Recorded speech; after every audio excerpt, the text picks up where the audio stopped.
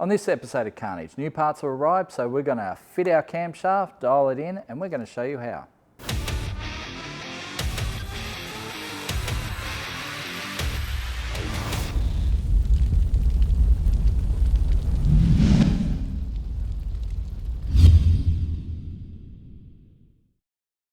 So if you've ever built a project car, you'll know there are good parts and there are bad parts. Putting new engines into cars and gearboxes and all that sort of stuff, that's all really exciting.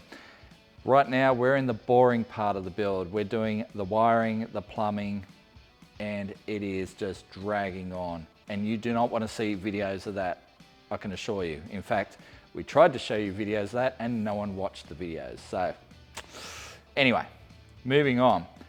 That is a stock LS1 in there at the moment, of course, with all our parts bolted to it.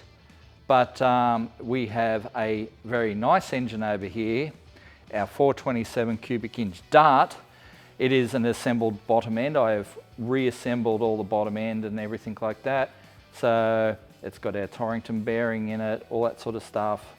Rebalanced because we've changed the pin diameters on the con rods and that sort of thing. You know, put heavy duty pins in there and all that sort of stuff. So this thing is boost ready. You know, ring gaps are done, the whole lot. It is ready to go for boost.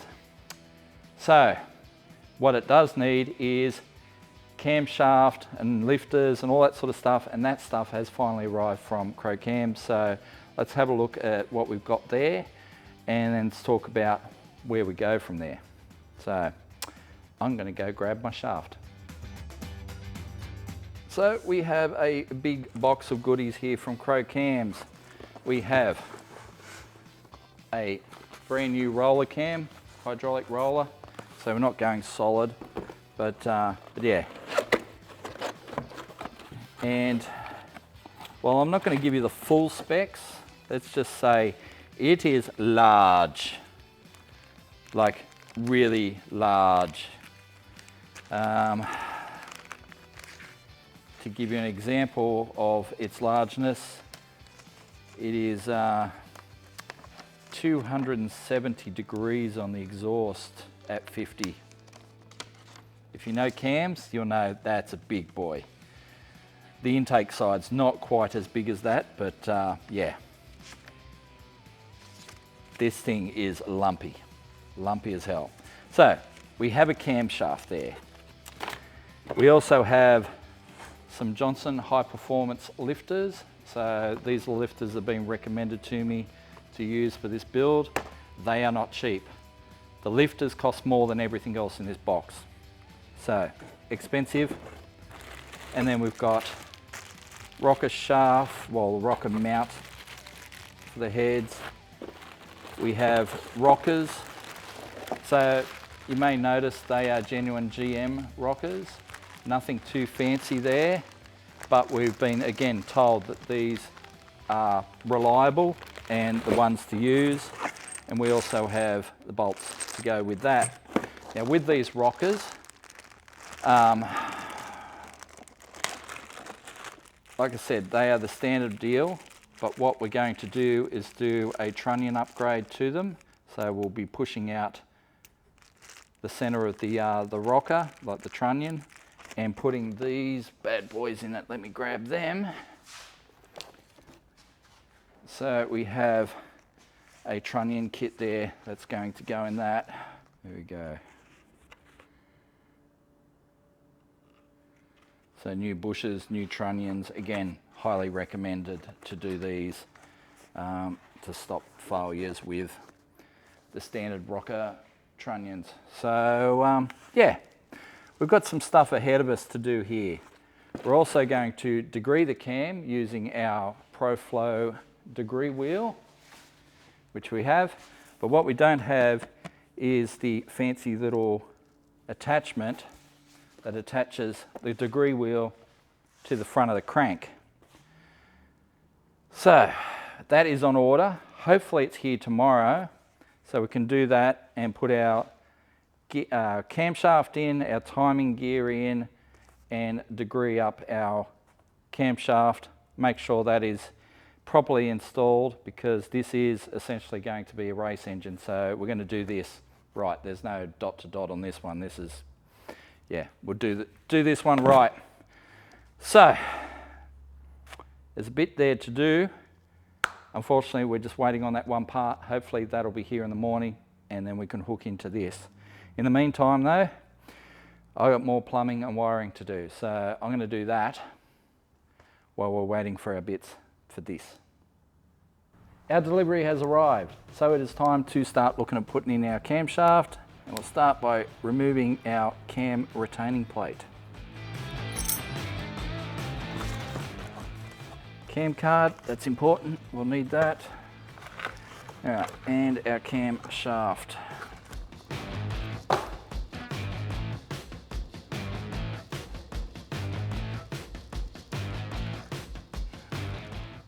Well, let's lube it up. Well, I might clean it off, or wipe it off first and then lube it up.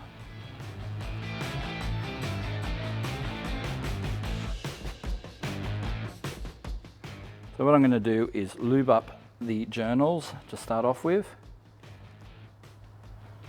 because the cam will probably come out again yet. So make sure the bearings have got plenty of lube on them.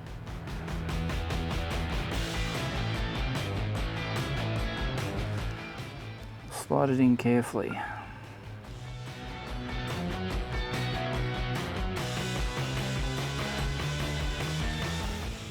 Alright, you've got to be very careful here, because it is a tight fit and you don't want to damage anything. Yeah, nah. There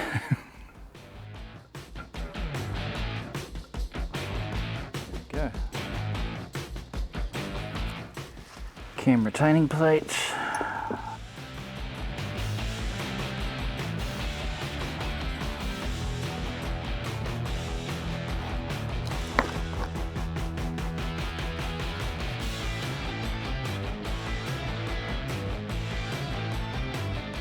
So for some reason it is a single row timing gear. I will check to see if I've got the right thing, but you know, for the purposes of doing what we're doing, this will be fine.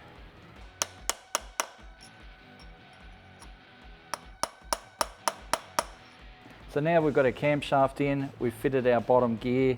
Now this Cloy's gear set can do 8 degrees of advance and 8 degrees of retard. We've got it set up at 0 right now, so we'll have to install it at 0 just to see where we're at and see if we need to advance and retard it, because once you put the degree wheel on there, you can't obviously put the timing set on. So therefore, when you go, if you do need to change it, you will have to go back to the starting point again. So this is a complicated process, or it's a time-consuming process, I should say. So it has a little thrust bearing on the back of the gear. You just sort of slide it on there, make sure you get it the right way around, and we'll put our chain on there. Now this will all be lubed up properly later, but at the moment we're just doing a dummy assemble basically. So we've got 0 at the top of our crank pulley, we've got the dot at the bottom of our cam pulley. Make sure the button lines up and not lose our little thrust bearing off the back there.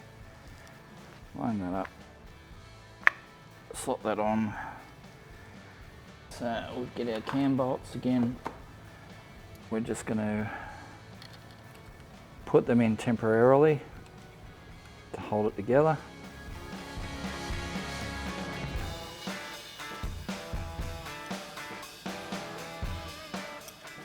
You don't need to torque up the cam bolts at this point, but you do need to make them tight so the cam doesn't move in relationship to the cam gear. So anyway, here's our little device to mount off the front of the crank. So that'll just slip over like so. We lock up the little keyway. Make sure that doesn't rotate. And we get our degree wheel.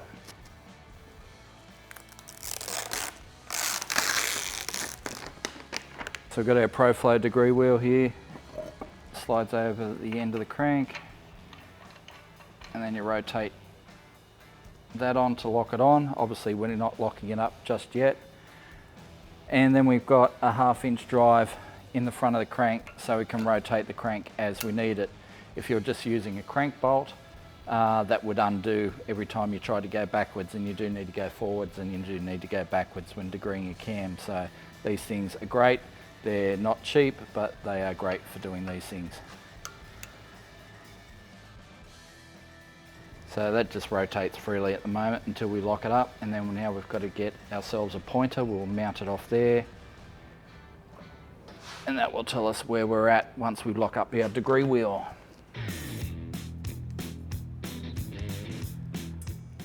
Just make these up out of a little bit of welding wire or something like that.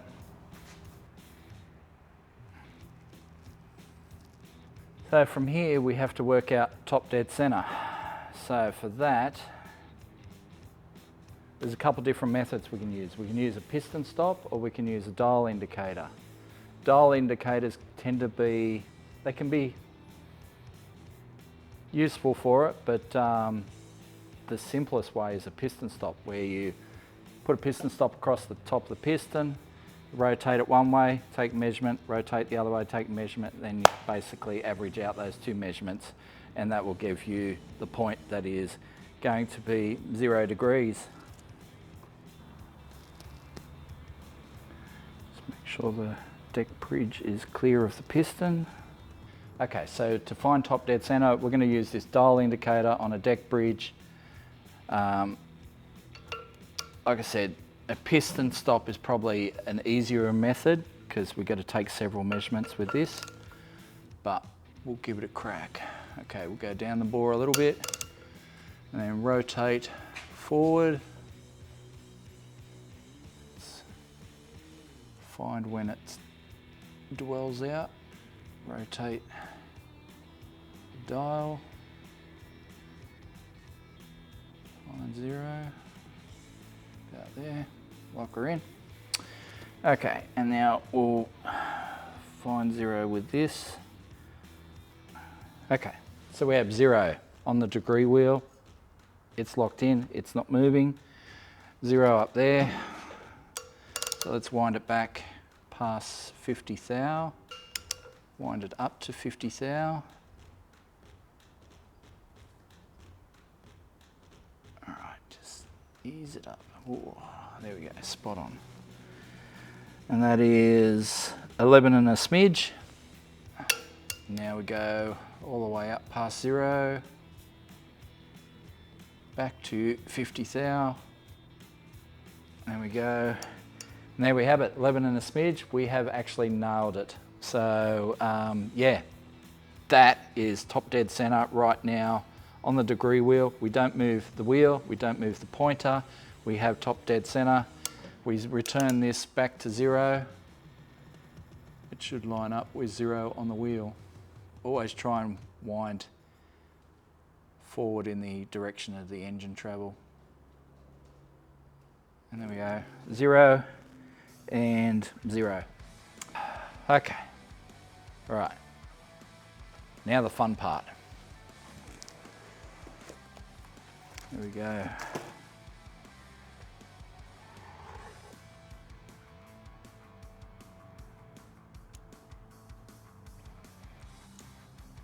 There we have it, some tie bar lifters.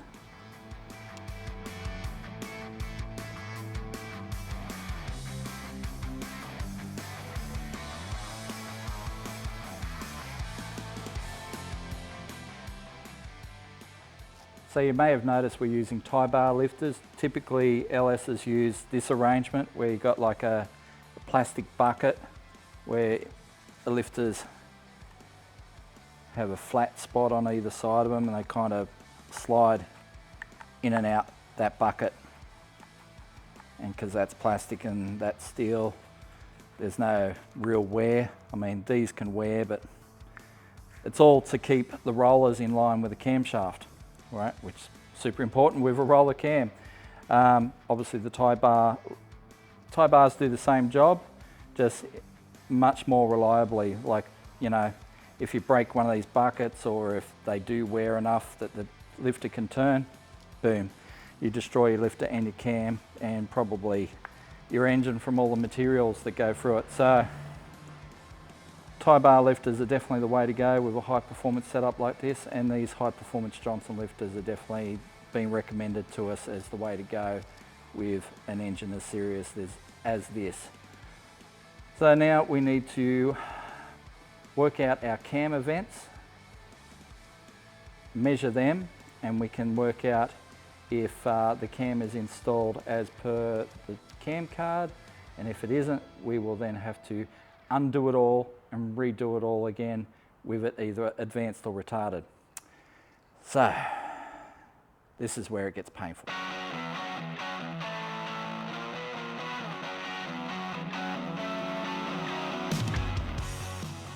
Right, so we have set up a push rod and a lifter on the intake lobe. So we're going to work out the intake centerline, which means we need to rotate it around until we get to maximum lift on the intake.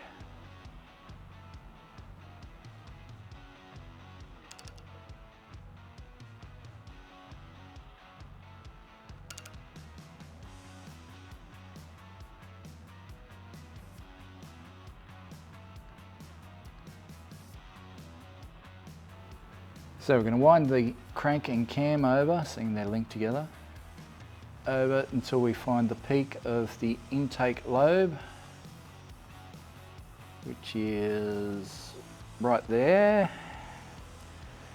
It gives us 117 degrees. Okay, so that's saying 117. So we'll write that number down. So what I'll do is confirm that number.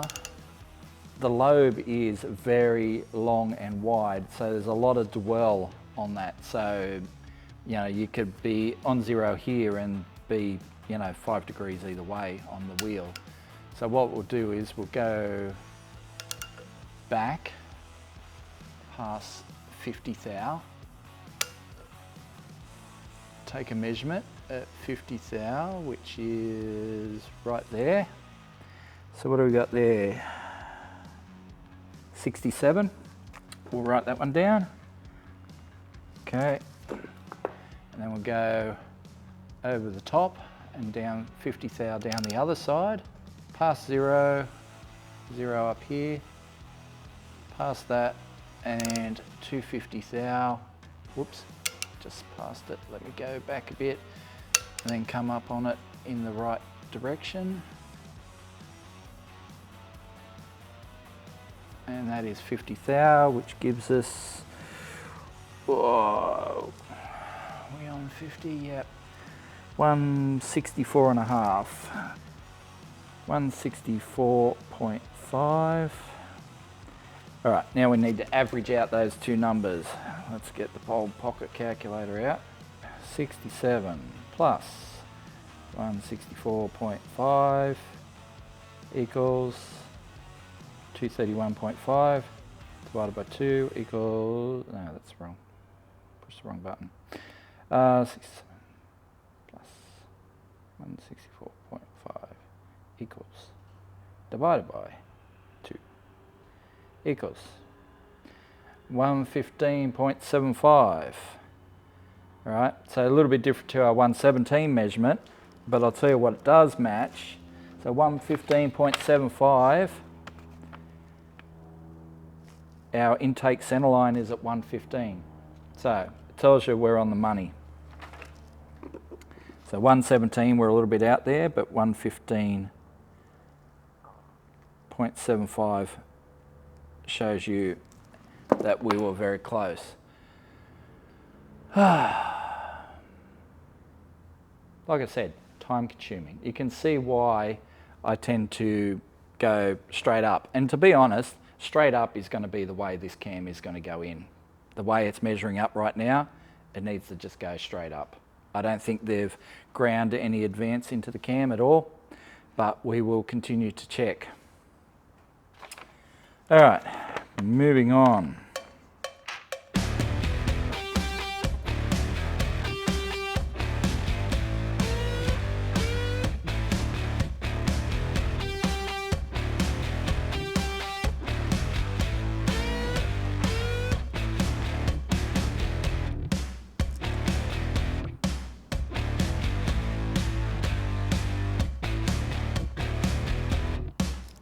So some people might be saying, why didn't you lube this up properly in the first place? The reason for that is really thick assembly lube can actually change the readings. So we're going to lube it up with the good stuff now. We just put some light lube on it before. Yeah, we'll put the good stuff on it now. And that will be its forever lube.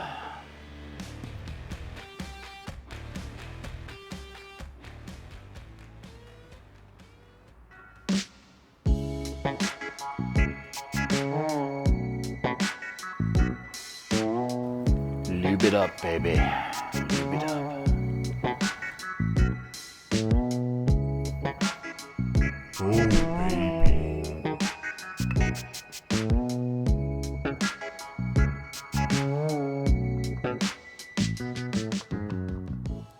Lube.